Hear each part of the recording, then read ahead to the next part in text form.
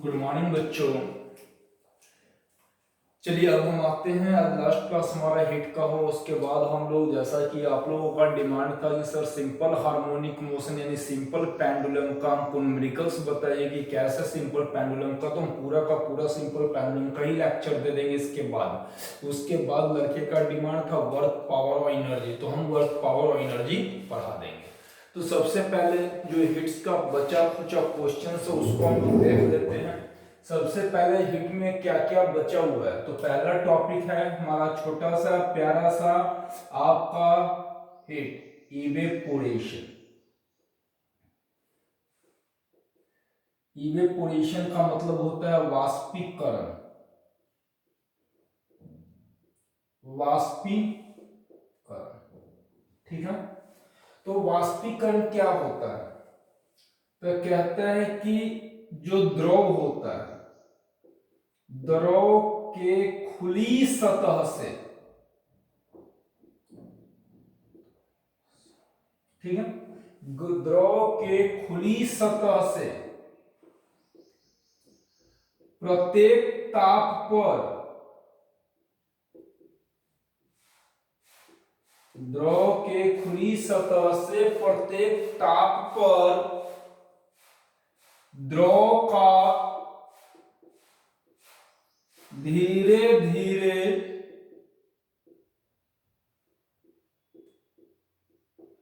वाष्पीकृत हो जाता है, होना, ठीक है। तो वो धीरे धीरे क्या होता है, वाष्पीकृत होता है, उसी को हम लोग क्या कहते हैं, वाष्पीकरण। वाष्पीकरण,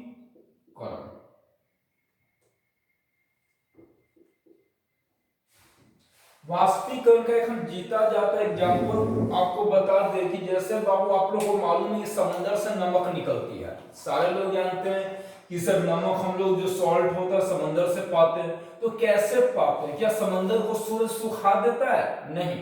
तो हम लोग क्या करते हैं, जहाँ पे नमक प्रोडक्शन होता है समंदर के किनारे ही होता है, तो वहां पे हम एक गड्ढा करते हैं और उस गड्ढा में समंदर का पानी लाते हैं, और लाने के बाद क्या होता है उसको हम लोग छोड़ देते हैं। धीरे धीरे क्या होता है कि पानी जो होता है उसका जो सतह खुला जहां पे द्रव का, वहां से पानी धीरे धीरे वाष्पीकृत हो जाता है और जो नमक होता है वो नीचे बैठ जाता है, ठीक है।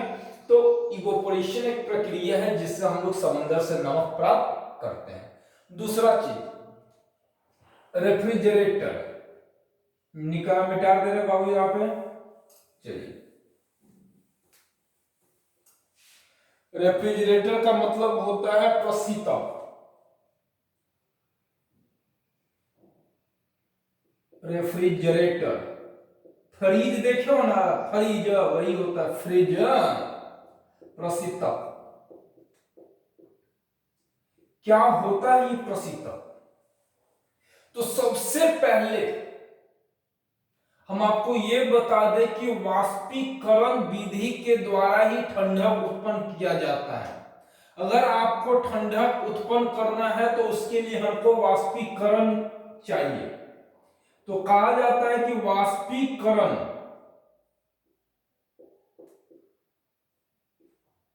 विधि द्वारा ठंडक उत्पन्न किया जाता है, यहां तक तो समझ में आइए। अगर हम लोग वाष्पीकरण विधि लगाएंगे तभी जाके ठंडक उत्पन्न होगा। तो यहां पे होता क्या है, एक तांबे का, ठीक है ना, कुंडली में एक तांबे का कुंडली होता है जिसमें द्रव में फ्रीऑन भरा जाता है। क्या भरा जाता है? फ्रीऑन। और वही फ्रीऑन की वजह से क्या होता है, ठंडक उत्पन्न होता है। तो कहा जाता है तांबे की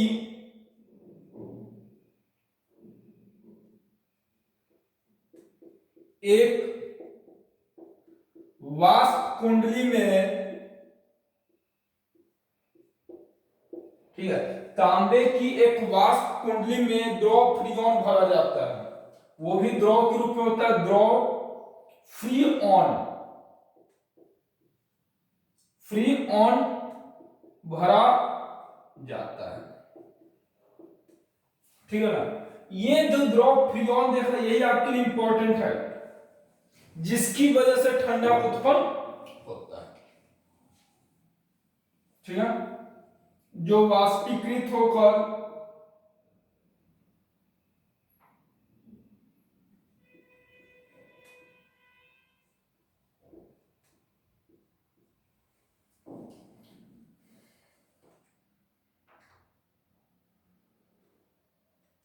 ठंडक उत्पन्न करता है। ये था, चलिए वाष्पीकृत क्या होता है, रेफ्रिजरेटर। ये छोटा सा टॉपिक था, प्यारा सा टॉपिक था, नन्हा सा टॉपिक था। चलिए खत्म। अब इससे थोड़ा सा इंपॉर्टेंट चैप्टर आते हैं, इंपॉर्टेंट टॉपिक है, उसको हम लोग कहते हैं RH,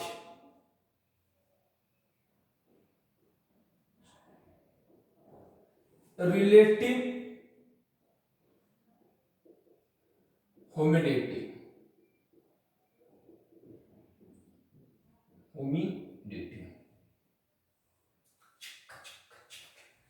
क्या होता है रिलेटिव ह्यूमिडिटी? सबसे पहले हम यहां पे बोलेंगे कि वायु की संतृप्तता, ये क्या होता है? तो हवा में अधिकतम जलवाष्प की मात्रा, यानी अगर हम ऐसे कह सकते हैं कि वायु में जलवाष्प की मात्रा, ठीक है, जितना ज्यादा हो सके, अगर वैसा जलवाष्प प्रेजेंट होता, उपस्थित होती है, अधिकतम मात्रा ही वायु की संतृप्तता कही जाती है। वायु की संतृप्तता या वायु, ठीक है, को संतृप्त कब माना जाता है? सबसे पहले कहा जाता है वायु को संतृप्त कब माना जाता है? जब उसमें जलवाष्प की मात्रा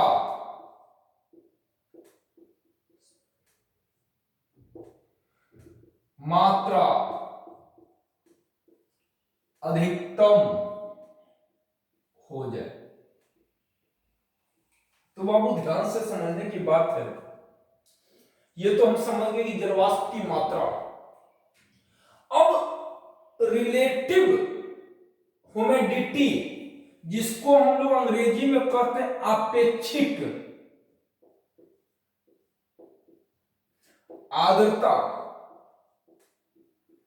कैसे निकालेंगे?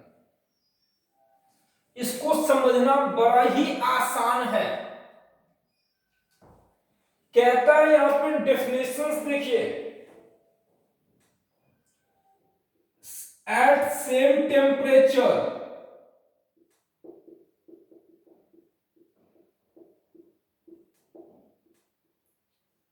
एट सेम वॉल्यूम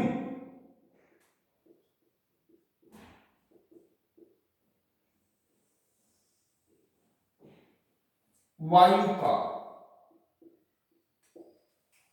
हम कैसे निकालते हैं? जितना जलवाष्प की मात्रा हो सकती है और जितना है, ठीक है, जितना जलवाष्प की मात्रा हो सकती और जितना है, तो इसको निकालने के लिए अपेक्षिक मात्रा, जलवाष्प की मात्रा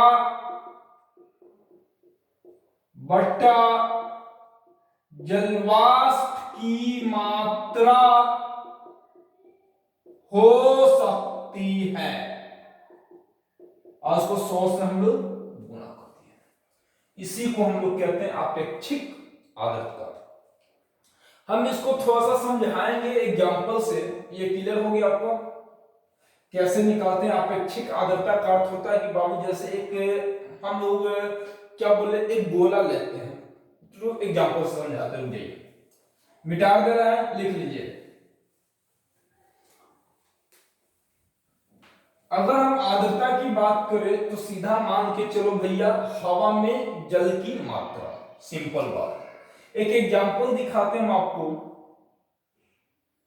ये हमारे पास एक शीशा का गिलास है, ठीक है ना, और यहां पे हमने 25, इसकी कैपेसिटी 100 लीटर की है। देखिए ये गिलास है, इसकी कैपेसिटी 100 लीटर की है, ठीक है ना बाबू।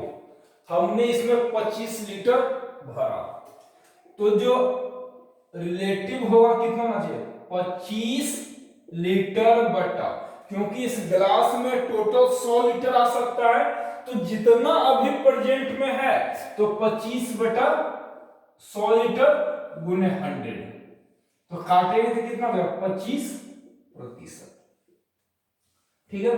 तो जब 25% आपका केस आता है, तो वैसे केस में हम लोग मानते हैं कि वैसी जो परिस्थिति होती है वो जो होता है डेजर्ट एरिया का केस होता है। यानी जब हवा में 25% पानी पाया जाए, है ना, या रिलेटिव ह्यूमिडिटी अपेक्षिक आर्द्रता 25% के आसपास हो, तो वो परिस्थिति हमारा डेजर्ट का हो जाता है। अब यहां पे देखिए दूसरा एग्जांपल हम लोग लेते हैं। यहां पे हमने बिल्कुल पानी नहीं भरा और इसकी क्षमता 100 लीटर की है, तो जब हम RH निकालेंगे तो भैया 0/100 गुने 100, तो ये हमारा 0% हो गया।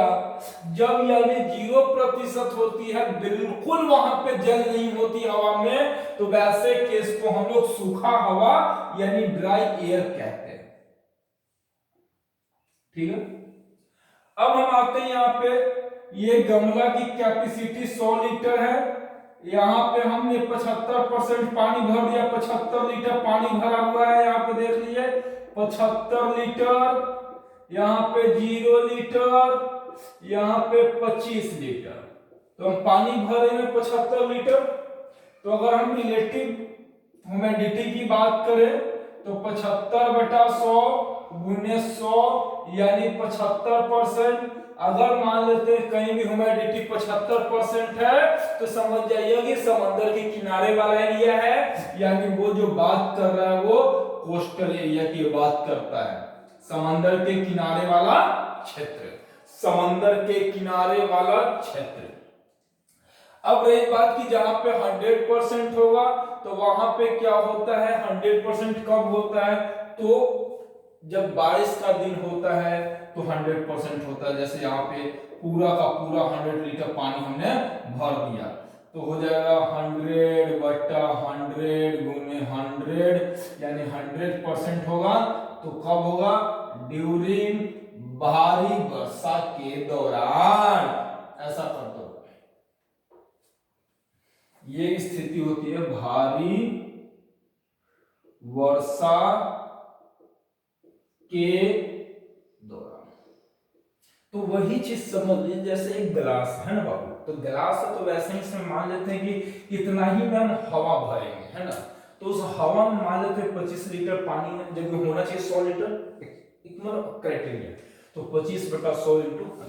तो जहां पे 25% ह्यूमिडिटी है, तो वहां पे हम लोग समझ जाते हैं कि डेजर्ट का एरिया है। जहां पे 75% है वो कोस्टल एरिया है, जहां पे 0% है वहां पे सूखा हवा है, और जहां पे 100% है तो भारी वर्षा के दौरान ऐसी परिस्थिति होती है। इसी को हम लोग कहते हैं रिलेटिव ह्यूमिडिटी, यानी इसको कहते हैं अपेक्षिक आर्द्रता।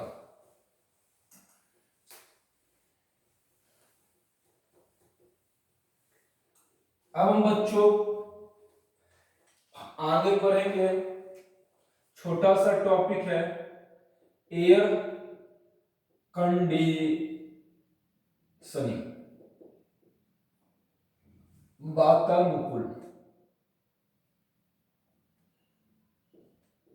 वातानुकूल। चलिए, इसमें क्या होता है, वातानुकूल यानी एयर कंडीशनिंग के केस में एक आम आदमी के लिए, हम मनुष्य के लिए बात करते हैं, वह स्वस्थ कब रहेगा, तो जब ताप उसको यानी उसको जो टेम्परेचर मिलना चाहिए वो हमारा 20 से 25 के बीच एवरेज मिलना चाहिए, है ना। तो यहाँ पे एग्जैक्ट कहता है कि 23 डिग्री से 25 डिग्री सेल्सियस, तो उसको अच्छा मतलब माना जाता है मनुष्य के अनुकूल। अगर मान लेते हैं कि अपेक्षित आर्द्रता, रिलेटिव ह्यूमिडिटी, अपेक्षित आर्द्रता, ठीक है ना, अपेक्षित आर्द्रता 60 से 65% के बीच माना जाता है।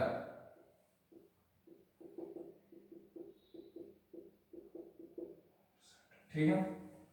और तीसरा चीज वायु की गति,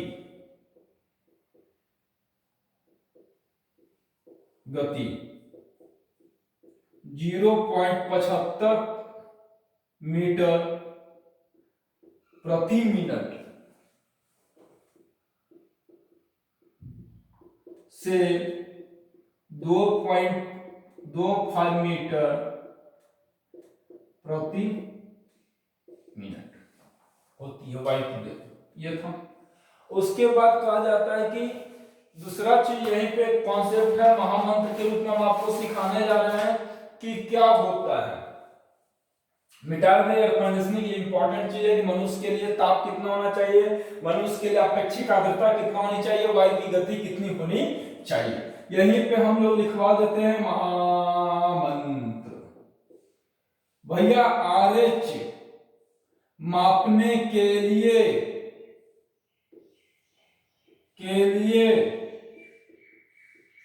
हाइग्रोमीटर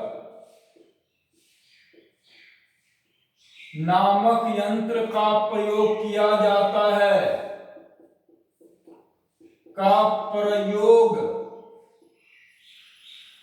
करते हैं। दूसरी बात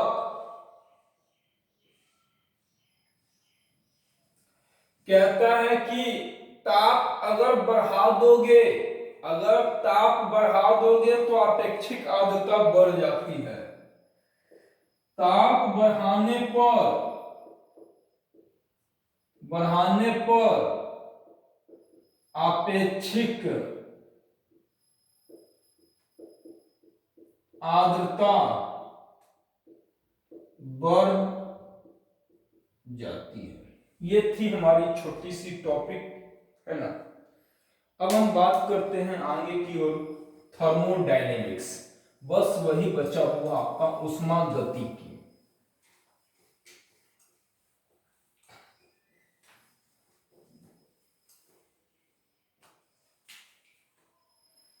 लास्ट है दिस वन इज थर्मोडायनेमिक्स, उष्मागतिकी।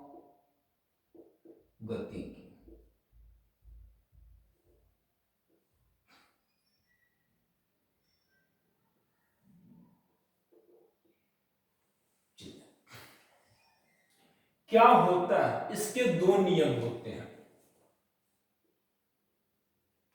पहला नियम,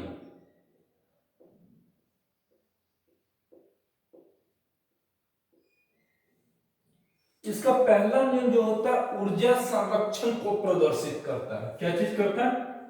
ऊर्जा संरक्षण को प्रदर्शित करता है। ठीक है, यहां तक तो क्लियर है।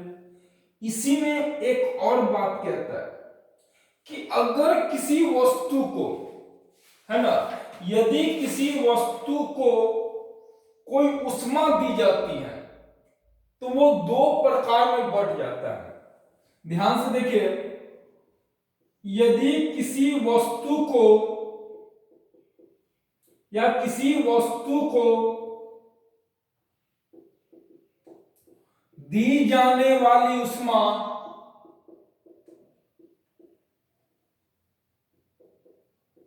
ठीक है ना, किसी वस्तु को दी जाने वाली उष्मा दो प्रकार के कार्यों में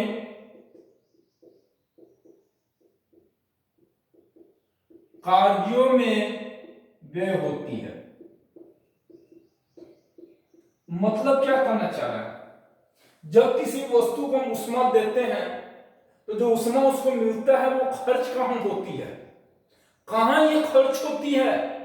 तो पहला, उसके अंदर जो आंतरिक ऊर्जा होता है, वस्तु के अंदर जो आंतरिक ऊर्जा होता है, वो वस्तु के अंदर जो आंतरिक ऊर्जा होता है उसको वृद्धि करने में, वस्तु के अंदर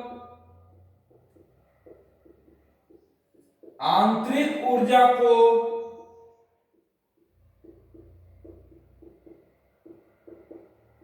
वृद्धि करने में। दूसरा,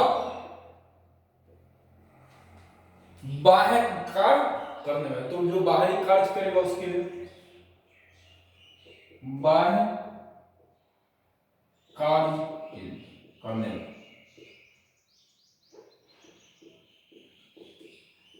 ठीक है ना, बाह्य कार्य करने में।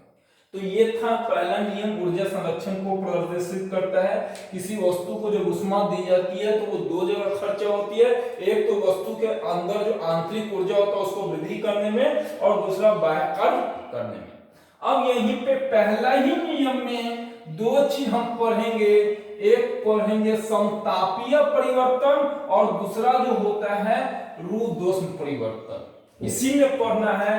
पहला कॉन्सेप्ट है समतापीय परिवर्तन, जिसको कहते हैं आइसोथर्मल चेंज। इसमें क्या होता है, ध्यान से देखिए। आइसोथर्मल चेंज में क्या होता है कि जब किसी निकाय में कोई परिवर्तन इस प्रकार हो कि पूरी प्रक्रिया में ताप हमारा स्थिर रहे। जैसे हम किसी वस्तु में परिवर्तन लाना चाह रहे हैं, ठीक है, यदि किसी वस्तु में हम परिवर्तन लाना चाह रहे हैं और उस पूरे परिवर्तन की प्रक्रिया में अगर हमारा ताप समान होता है तो उस प्रोसेस को हम समतापीय परिवर्तन कहते हैं। यदि किसी निकाय में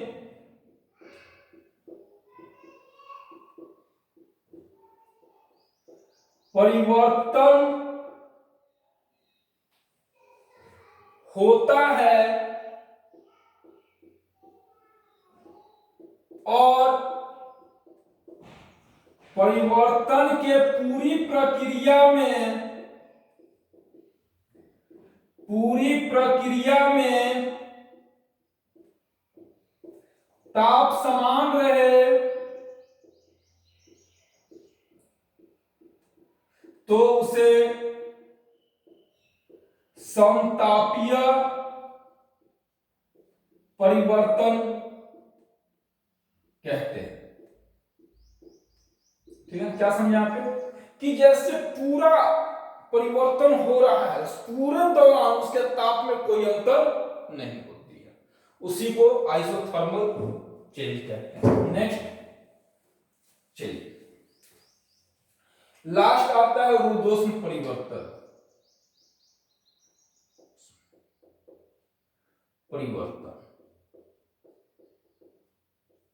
रुदोष्म परिवर्तन को कहते हैं एडिएबेटिक प्रोसेस।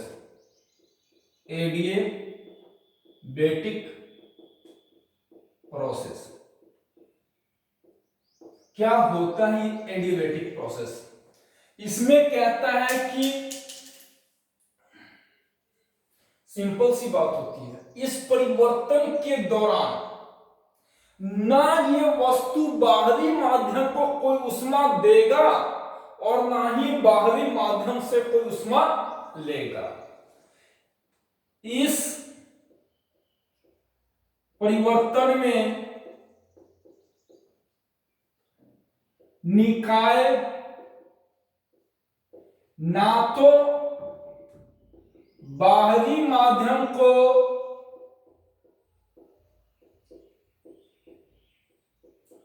ऊष्मा देगा और ना लेगा, यही है। हम इसमें परिवर्तन कर रहे हैं, ये इसके अंदर जो बाहरी माध्यम होगी ना उसको उष्मा देगा ना वहां से उष्मा ले पाएगा, उसी को कहते हैं। अब ध्यान से देखिए इसका एग्जांपल, कार्बन डाइऑक्साइड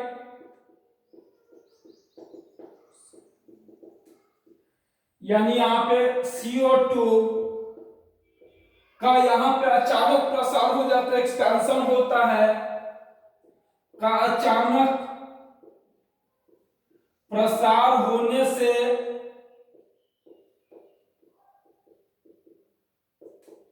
वह शुष्क बर्फ में बदल जाता है, वह शुष्क बर्फ के रूप में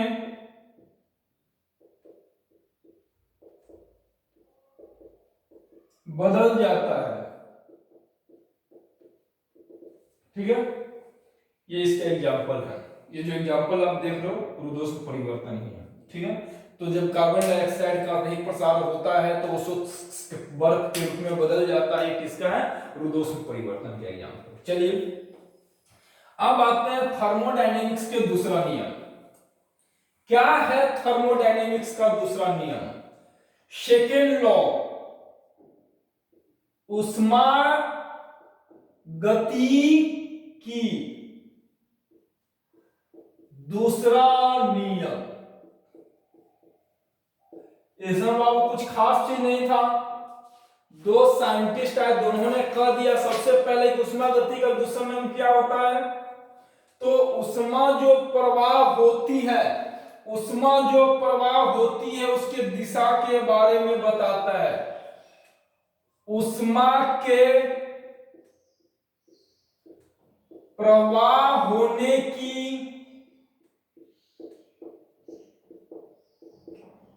दिशा को व्यक्त करता है। ठीक है, उष्मा किस तरीके के प्रवाह हो रही है, किस दिशा में प्रवाह हो रही है, तो हमने बताया था उष्मा जो होती है उच्च ताप से निम्न ताप की ओर प्रवाह होती है। क्या होती है? उच्च ताप से निम्न ताप की ओर प्रवाह होती है। इसमें दो राइटर थे, पहला केल्विन ने कहा, केल्विन के अनुसार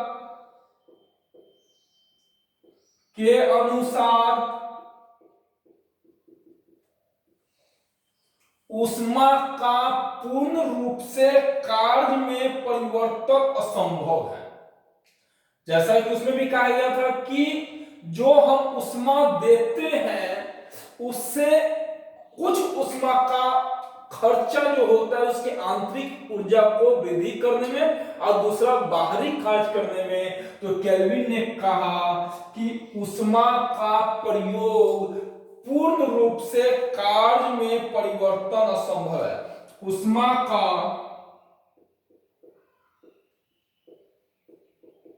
पूर्णतः कार्य में परिवर्तन असंभव है, ये केल्विन के अनुसार कहा गया था। उसके बाद इसमें कहा गया था, क्लासियस कहे थे, क्लासियस के अनुसार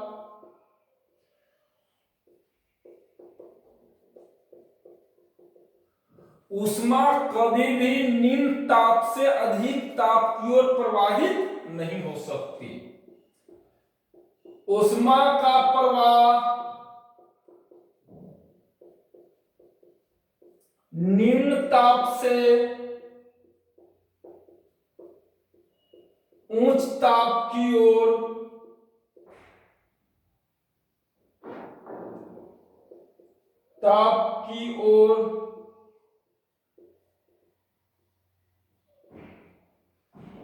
कभी नहीं हो सकता।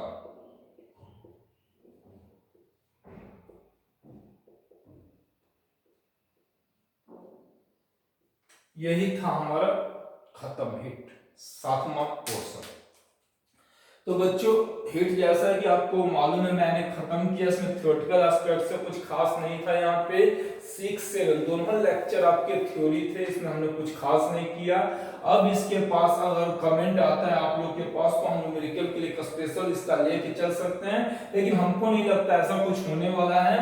अब आपकी बात हम करते हैं तो बच्चों के डिमांड के अनुसार अब हम अगला टॉपिक जो शुरू करने जा रहे हैं सिंपल पेंडुलम, और साथ में हम सोचें कि एडवांस मैथ में कुछ टॉपिक्स जैसे छोटे छोटे हैं तो 20-20 मिनट का क्लिप हम उसका बना के आप लोगों को अपलोड कर दे, जैसे लॉ का क्वेश्चंस हो गया, जैसे मान लेते हैं परम्यूटेशन कॉम्बिनेशंस का क्वेश्चन जो एग्जाम में आते हैं, तो वैसे छोटे छोटे एडवांस मैथ के हैं उसका हम लोग क्लिप बनाते हैं। बेसिक मैथ में आपका 3 वॉल्यूम जा चुका है, वो बहुत जल्द हम अपलोड करने वाले हैं।